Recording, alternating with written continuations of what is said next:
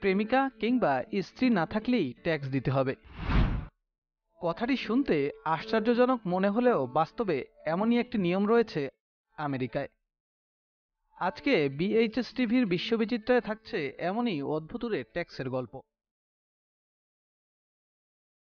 দেশের জনগণের আয়ের উপর ট্যাক্স নির্ধারণ করে থাকে সরকার। এটি অধিকাংশ দেশেই প্রচলিত। কিন্তু বিশ্বের এমন কিছু দেশ আছে যেখানে প্রেমিকা না থাকলে, অর্থাৎ ব্যাচেলর থাকলেই সরকারকে ট্যাক্স দিতে হয়। বিশেষ করে দোকানে কিছু কিনতে গেলে কিংবা রেস্তোরাঁয় খেতে গেলে ট্যাক্স দিতে হবে। ধারণা করা হচ্ছে জনসংখ্যা বাড়াতেই এমন পদক্ষেপ নিয়েছে দেশগুলো। আমেরিকার মিসৌরি শহরে 21 থেকে 50 বছর বয়সী ব্যাচেলর পুরুষদের কাছ থেকে ট্যাক্স হিসেবে নেওয়া হয় $1। যদিও এই ট্যাক্সের শুরু হয়েছিল কয়েকশো বছর আগেই। 1821 সাল থেকে আমেরিকার মৌসুরিতে এই ট্যাক্স দেওয়া শুরু হয়।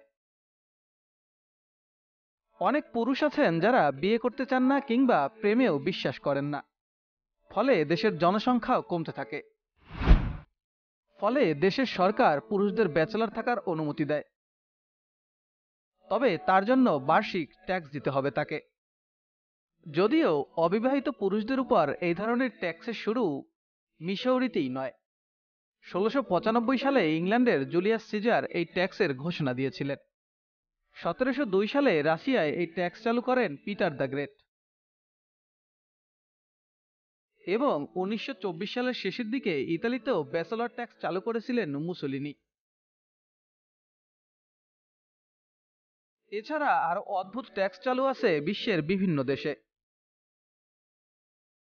যেমন টয়লেট ফ্লাশের জন্য ট্যাক্স নেওয়া হয় মেরিল্যান্ডে, যেখানে পানির খরচের দিকে নজর রাখার জন্য প্রতিটি বাড়িতে মাসে $5 করে টয়লেটের ফ্লাশ হিসেবে ট্যাক্স নির্ধারণ করা হয়েছে।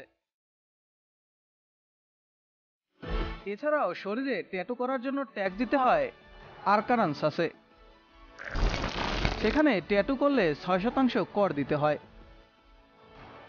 2002 সাল থেকে এই নিয়ম প্রযোজ্য রয়েছে আরকানসাসে। এছাড়া বরফ কেনার জন্য ট্যাক্স দেন মার্কিন যুক্তরাজ্যের অ্যারিজোনার নাগরিকরা।